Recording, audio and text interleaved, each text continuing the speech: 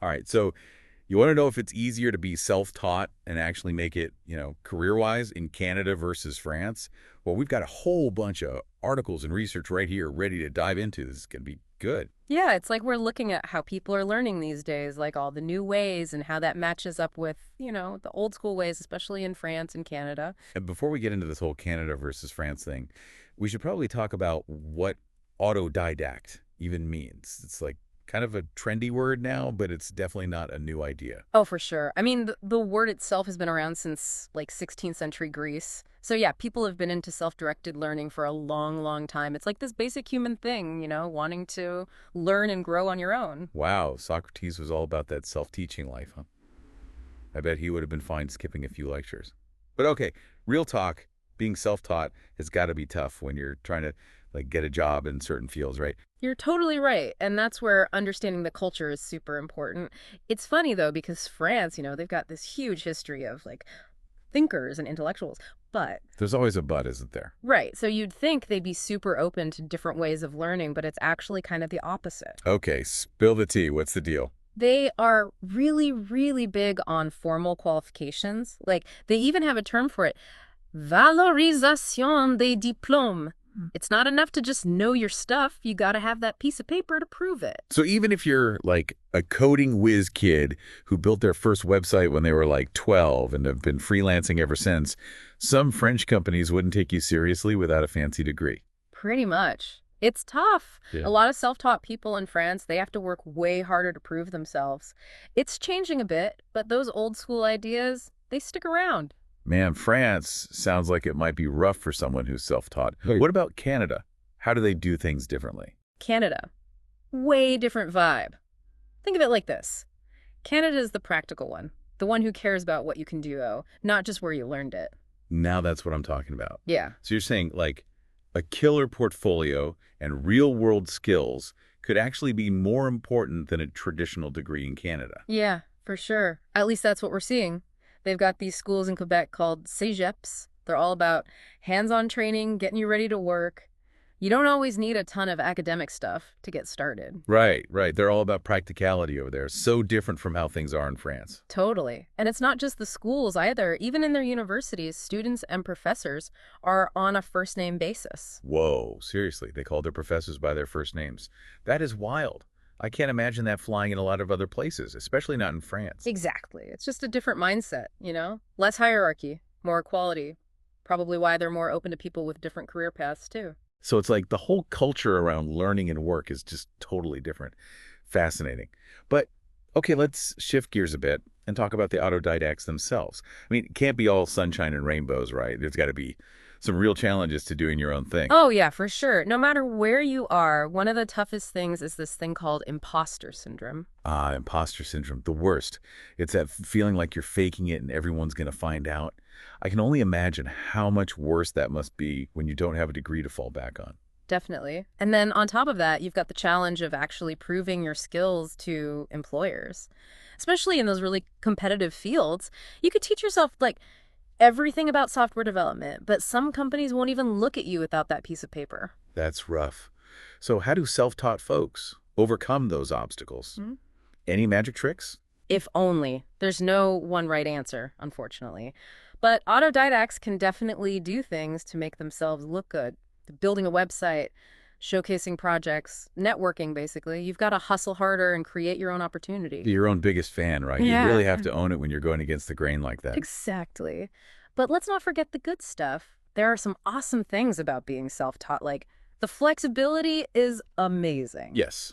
Okay, let's talk about the perks, because being able to learn whatever you want, whenever you want, sounds pretty amazing. It is pretty great. You get to set your own schedule, dive deep into like AI or whatever you're into, and you don't have to deal with classrooms and all that. You can just learn at your own pace and focus on what actually interests you. I bet our listener loves the sound of that. They seem to be all about learning on their own terms, being efficient. For sure. And that kind of self-driven learning, it often makes people more curious, more resourceful, more resilient. And those are some valuable skills to have these days, especially with how quickly things change. It's like you're building your dream career, skill by skill, instead of just checking boxes on a degree audit.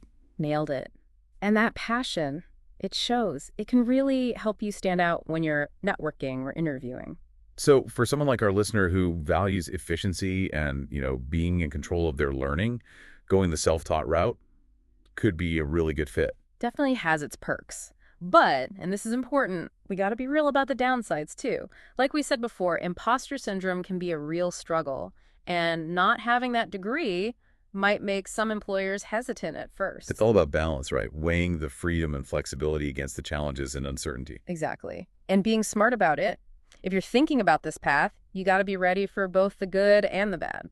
Find that sweet spot where your passion and skills meet what employers are looking for. But it sounds like both Canada and France have something to offer someone who's self-taught, even if they do things a little differently. It really feels like we're at this turning point where, like, how we think about education and careers is totally changing. Totally. I mean, maybe we're headed to a future where a traditional degree, it's not the only way to be successful, you know? Right. Like, imagine more opportunities for people who are, like, super passionate about something specific, but maybe haven't gone the traditional route. Yeah, and it seems like even companies, especially in those fields that are like blowing up right now, they're starting to care more about skills and experience than that piece of paper. Which makes total sense. I mean, Yeah. in tech, for example, things change so fast. By the time you finish a 4-year degree, everything's different. Totally. And that's where knowing how to teach yourself stuff, it's a huge advantage because you can be like constantly learning new stuff, keeping up with the latest changes, you know. You're like building the plane as you fly it, which, okay, sounds kind of scary, but also super cool. You gotta have some guts to be self-taught, for sure. It's like Uh, you're going into this unknown territory and just figuring it out as you go.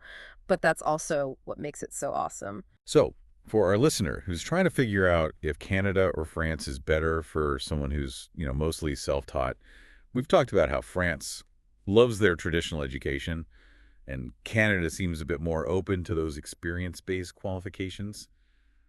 But, like, what are some of those awesome benefits of going solo that we mentioned earlier? Oh, yeah, yeah, the perks. Yeah. Because there are definitely some big ones. Right. Because let's be real, who hasn't daydreamed about skipping the whole classroom thing and just learning whatever, whenever? It's definitely tempting. And one of the best things, it's that flexibility, you know?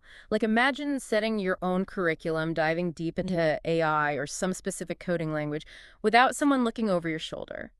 You go at your own pace, focus on what actually gets you excited. Yeah, you're not tied to someone else's schedule or learning style. Exactly.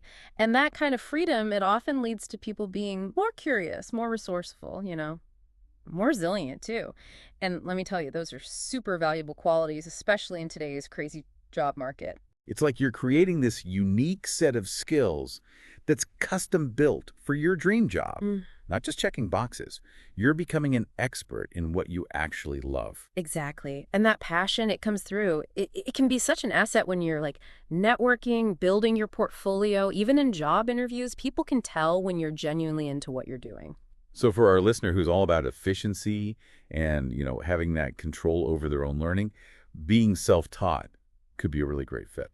It's definitely got its advantages, no doubt. But we can't sugarcoat it. There are potential downsides too. Like we talked about before, imposter syndrome is a real thing and it can be tough, especially starting out. And not having that traditional degree, it might make some employers, raise an eyebrow, at least at first. It's always a balancing act, right? Yeah. Weighing that freedom and flexibility against the bumps in the road, the uncertainty. And that's where, being strategic comes in. If you're thinking about this path, you got to be realistic about what you're getting yourself into, the good and the bad. Finding that sweet spot, right? Where your passion and your skills, they line up with what's actually out there. It sounds like both Canada and France, they've got something to offer someone who's self-taught. It's wild to think about, like, how much things are changing in the world of education and careers. Yeah. Maybe we're moving toward a future where, like, a traditional degree isn't the only way to get ahead, you know? Totally. It'd be amazing to see more opportunities for people who are, like, crazy passionate about something, but maybe haven't followed that traditional path. And it seems like even companies, especially in those super fast-growing fields, are starting to catch on, you know? They're realizing that skills and experience sometimes matter even more than that formal piece of paper. Right. I mean, take tech, for example. By the time you finish a 4-year degree, everything's totally different. Exactly. Things move so fast. And that's why knowing how to teach yourself stuff is so important. You can be constantly learning, adapting, keeping those skills sharp. It's like you said before, building the plane as you fly it. scary, but also kind of cool. You definitely have to be pretty fearless to be self-taught. It's all about diving into the unknown and trusting yourself to figure it out. So to bring it all back, it seems like being self-taught has its ups and downs, no matter where you are, whether it's Canada, France, or anywhere else. Totally. You got to be really motivated, resilient too, and ready for anything. But those are great skills to have in themselves, especially these days. Absolutely. And hey, you never know, right? Maybe our listener, they're going to be the one to invent the next big thing, land their dream job without the fancy degree, or just prove that learning doesn't have to stop when you leave school. Love it. We hope this deep dive has sparked some ideas and got you thinking. The journey of learning, it never really ends, and there's so much you can do when you take charge of your own education. Until next time, happy learning.